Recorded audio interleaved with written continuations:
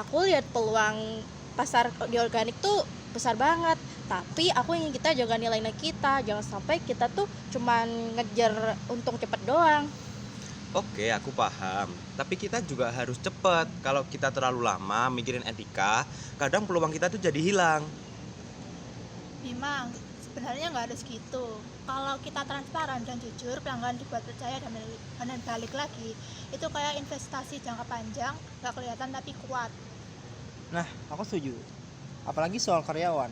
Kita harus pastikan mereka bekerja dengan nyaman dan benar.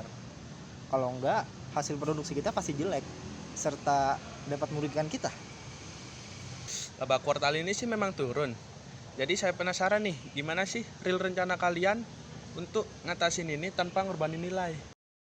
Aku yakin kita bisa. Misalnya kita bikin transparansi lengkap soal biaya dan dampak lingkungan. Jadi kita nggak cuma jual produk doang, tapi juga cerita yang meyakinkan. Tapi kalau kita buka semua, bayar itu malah pusing. Kadang mereka cuma mau jadinya aja, bukan yang cerita panjang dari kita. Bima, itu justru tantangannya. Kita edukasi pasar juga sambil jual produk. Kalau pelanggan ngerti nilai produknya, mereka nggak cuma lihat harga. Iya Bim, aku setuju dengan dia. Aku pernah ngobrol sama salah satu staf produksi. Mereka bilang mereka ingin kerja di tempat yang adil. Kalau enggak, ya semangat kerja mereka bakalan menurun. Dan ya sudah pasti hasilnya bakalan jelek.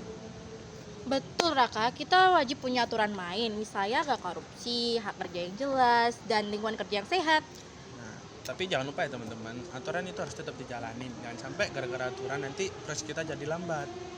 Siap Pak Hadi, bisa diatur kok, misalnya audit kecil rutin, laporan transparan tiap 3 bulan, dan pelatihan karyawan supaya mereka paham. Aku penasaran nih, gimana cara kita atur sama sama mitra yang supply. Karena kan nggak semua mitra itu jujur. Gimana kalau kita seleksi mitra yang nilainya sejalan? Terus ada audit lapangan.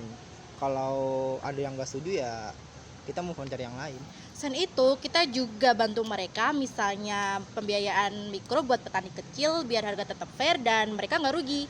Ini yang bikin kita beda. Kita nggak cuma mikirin untung kita doang, tapi juga pastikan semua punya keuntungan yang adil.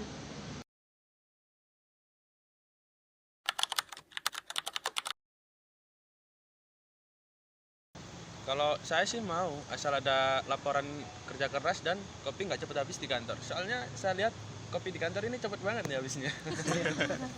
Iya, itu tanda kantor kita hidup dan kerja keras. Iya sih, aku setuju. Walau kerja keras, kita juga harus jaga kebersamaan dan tetap semangat. Oke teman-teman, jadi aku ajukan kita selesaikan dengan komitmen tertulis dari kode etik, standar rantai pasok, dan laporan transparan plus pelatihan rutin dan sistem pengaduan tanpa takut. Oke, kalau semuanya setuju, kita jadikan itu budaya kita. Bukan cuma aturan, tapi kebiasaan. Aku setuju. Tapi jangan cuma ditulis doang. Itu harus praktekkan di lapangan juga. Nah, saya juga dukung kok. Saya juga percaya kalau ini investasi yang bagus buat perusahaan kita. Jadi kita setuju ya, ada etika dan bisnis itu adalah dua hal yang harus jalan bareng. Setuju. Setuju. Yuk kita buktikan bisnis kita bisa sukses tanpa kehilangan nilai. Dan bikin karyawan, mitra, serta pelanggan bangga sama kita. Yuk kita rayakan semua ini dengan kopi yuk. Yuk. Cheers!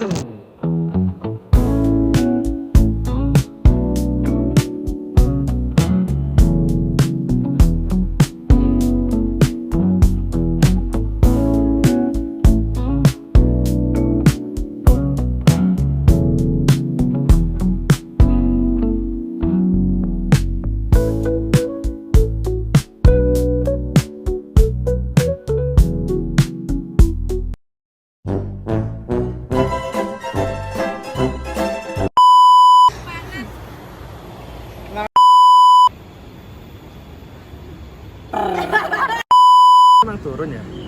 Alah, kontol.